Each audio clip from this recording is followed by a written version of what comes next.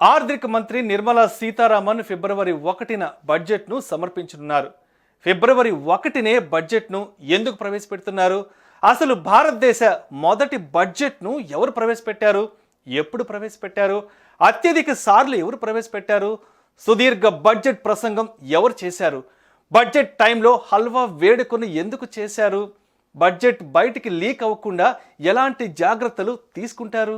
భారతదేశ మొదటి బడ్జెట్ను ఆర్కే షణ్ముగం శెట్టి 1947 నవంబర్ 26న ప్రవేశపెట్టారు. స్వాతంత్రానికి ముందు భారత మొదటి బడ్జెట్ను ఈస్ట్ ఇండియా కంపెనీకి చెందిన జేమ్స్ విల్సన్ 1860 ఏప్రిల్ 7న బ్రిటిష్ క్రౌన్లో ప్రవేశపెట్టారు. ఇండియాలో అత్యధికంగా 10 కేంద్ర బడ్జెట్లను మొరార్జీ దేశాయ్ ప్రవేశపెట్టారు. 2017లో రైల్వే బడ్జెట్ను కేంద్ర బడ్జెట్లోకి కలిపేశారు. బడ్జెట్ ప్రవేశపెట్టిన ప్రధానులుగా జవహర్లాల్ నెహ్రూ, ఇందిరాగాంధీ, రాజీవ్ గాంధీ నిలిచారు. 1999 వరకు కేంద్ర బడ్జెట్ని ఫిబ్రవరిలో చివరి వర్కింగ్ డే నాడు సాయంత్రం 5 గంటలకు ప్రవేశపెట్టేవారు.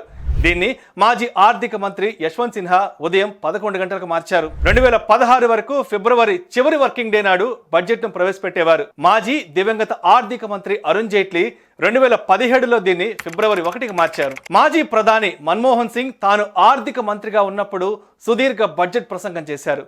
1991లో మొత్తం 18,650 పదాలు పలికారు. నిర్మలా సీతారామన్ 2020లో బడ్జెట్ ప్రవేశపెట్టి 2 గంటల 42 నిమిషాల పాటు ప్రసంగించారు. 1950లో కేంద్ర బడ్జెట్ లీక్ అయింది.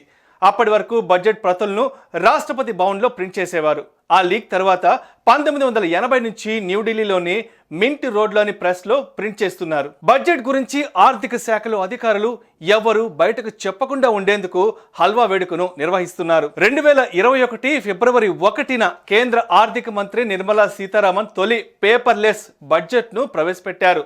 కరోనా కారణంగా ఇది జరిగింది.